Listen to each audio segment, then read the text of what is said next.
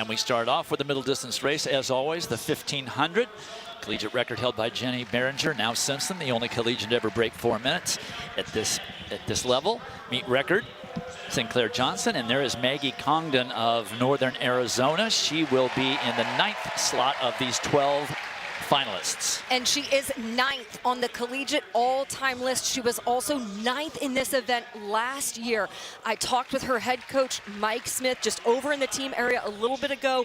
He said coming off the NCAA championship last year, she went to the trials, proved her ability to run in high-stakes races, running 4:02. She was in contention indoors. She is out for a title this outdoor season. The Olympian from Oregon, Claudia Kazmierska, is on the track too. She is the collegiate leader in this event. She has 2 of her teammates in this event as well, so 3 Oregon Ducks in this field. Also an Olympian, Sophie O'Sullivan from the University of Washington. She's the Big Ten champion from this outdoor season, won a title right here on this track. Also one of the fastest times of this entire field, second only to Claudia Kazmierska in terms of career best times. Oregon Ducks have 3 entries in this final. Shalan Aldiz in position number 10 from Turkey. And Mia Barnett, the senior from Oregon, started in number 3. They're easy to see with those very bright yellow singlets and a big O on their front. That's Lindsey Butler of Virginia Tech, the senior out front. Lindsey Butler has won an NCAA championship, but not in this event. It was indoors in the 800. Looking at this field, no one has yet to capture an NCAA 1500 meter title. So you can see there on the leftmost of the Oregon runners, that's Shalan Aldiz of Oregon and from Turkey. She's tucking in there right next to Sophie O'Sullivan. And we talked to her earlier in the week, and she talked to us about how she learned running at Oregon, the things that she didn't learn in her home country of Turkey. I was doing everything alone when I was back in Turkey. I didn't have a coach. Like, I was just doing workout alone. I didn't know what I'm doing. I was just like, questioning myself, what I'm doing. Is it wrong? Is it like correct? So I didn't really get experience from World Championship. I feel like I got a lot of experience from NCAA being like good runner. So I think it's just gonna help me more for my international races. And Dwight, in talking to her coach, Shalane Flanagan, she told me, I watch more film with Shalan than anyone. She's really proud of how Shalan has developed and refined in her racing skill set.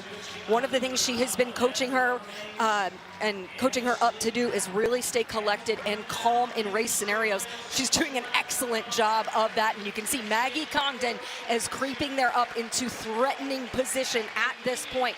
And one thing that she has really done, Maggie Congdon, over the last year, she's learned to cover moves in races. You saw at the NCAA Indoor Championship when she finished in 3rd. She is looking to avenge that finish with a title tonight.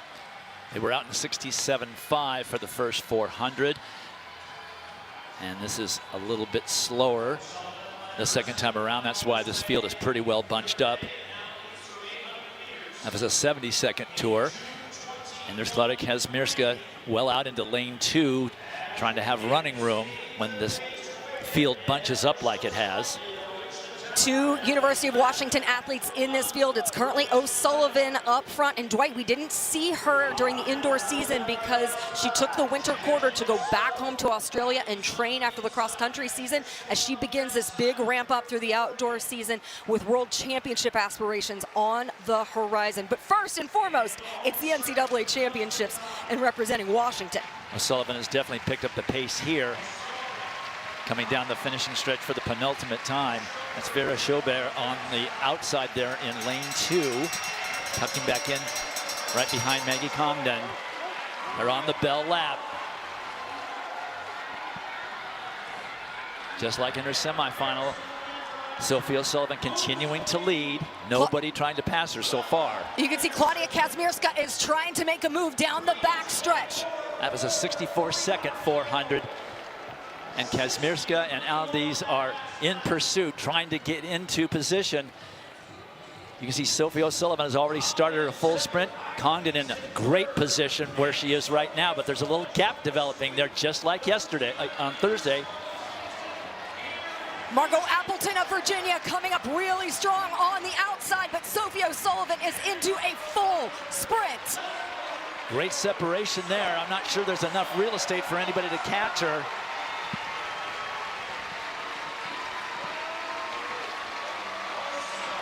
Sophie O'Sullivan almost wire to wire. She had the fastest qualifying time on Thursday. 30 seconds for the last 200. You could see the look on her face. She was sprinting the full out from more than 200 meters in. 58.5 last 400, and that's after she led the majority of this race. Love how she pushed the pace on the rest of the field. She has always shown her talent. Now she has the strength and she has the race sharpness to execute and win a national championship. There she is. Look at how much distance she was able to build on the field as she started to push the pace down the back stretch. Margot Appleton is trying to make a run, but got too boxed in. Sophie O'Sullivan, a national champion. University of Washington won on the men's side yesterday with Nathan Green. Their dominance at 1,500 meters continues as the Olympian is now also your NCAA champion. She's looking around. Nobody was even close to her at the finish line as she glanced back over that left shoulder. Sophie O'Sullivan wins 4:07.94. Margot Appleton just ran out of real estate, 4:08.99. Maggie Congdon ends up in third place. Two Oregon runners scoring good points for the Ducks. And there's Sophie's opportunity to sign that podium, the podium of winners here at the 2025 NCAA Championships. The last time a Washington female won this title, 2012.